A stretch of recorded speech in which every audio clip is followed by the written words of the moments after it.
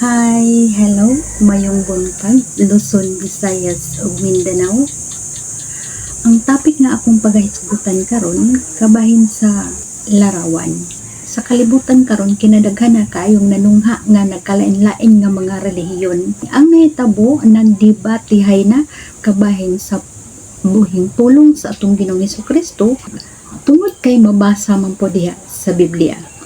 Sa akong nasinatian tungod kay inosente ko sa kamatuoran, ang akong naobserbahan diha sa Biblia nga kung unsay atong mga pangutana kabahin sa atong pagkatao mabasa diha sa Biblia, ug unsay tubag sa atong mga pangutana mabasa ra usab diha sa Biblia.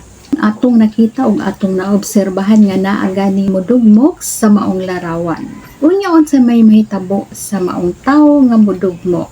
Di ba atong masayran nga dunay mahitabo sa usa ka tawo nga pasipala sa maong larawan.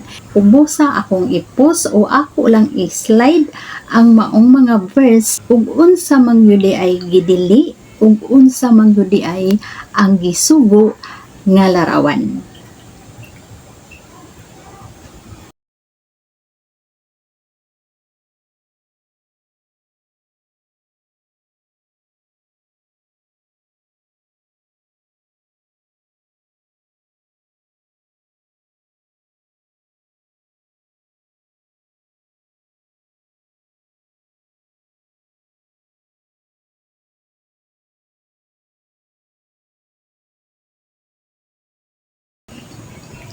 Ang gisugo nga larawan.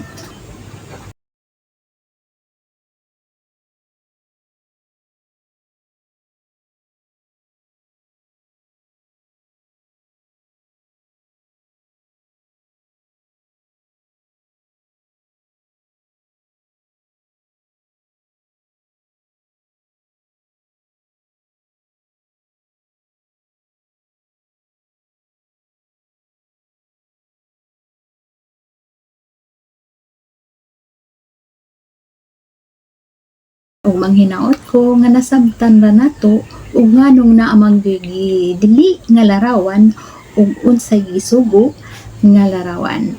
God bless kanatong tanan, bye.